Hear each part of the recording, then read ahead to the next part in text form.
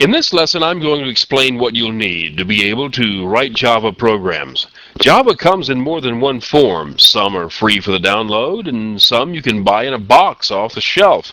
The decision is yours. It's my job to tell you what your options are so you can decide. There are two kinds of programmers in the world: those that prefer to work from the command line and those that prefer to work inside an IDE. The letters IDE stand for Integrated Development Environment, and there are several available. The command line version of Java and the IDE named NetBeans can be downloaded freely from Sun's Java website, and IDEs can be downloaded from a number of other websites. Let me run through the list of things that are available, then I'll tell you how to find the URLs so you can locate everything. I'll start by listing the IDEs. No two IDEs are alike. Each one has its own approach to software development. If you decide you want to use an IDE, you're going to need to look around to find one that fits with what you would like to do and the way you like to do things.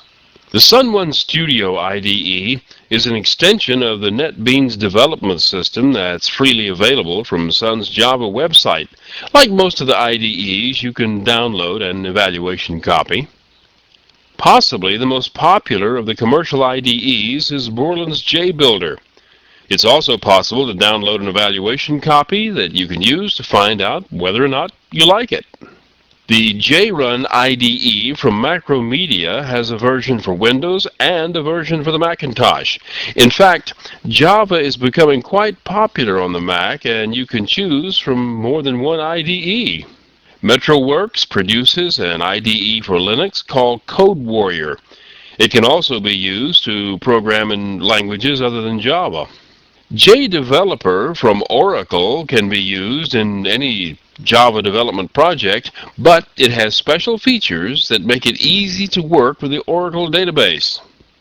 JCreator is probably the simplest of the IDEs.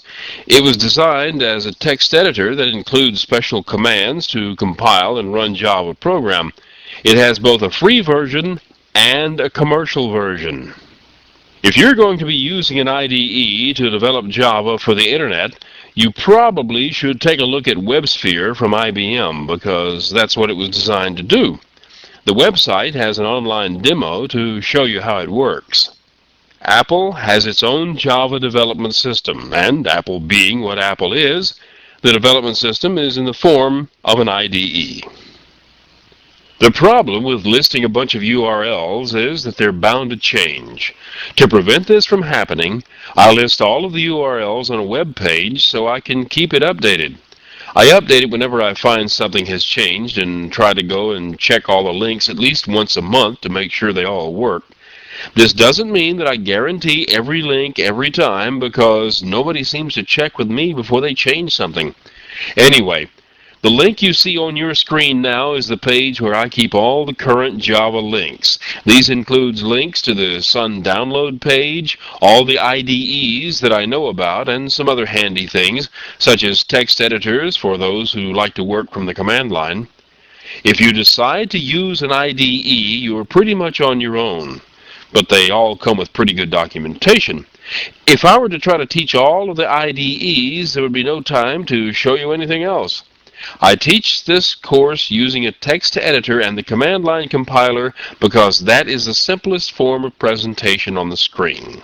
In the next lesson, I'll give you some information on getting set up to write and compile programs working from the command line.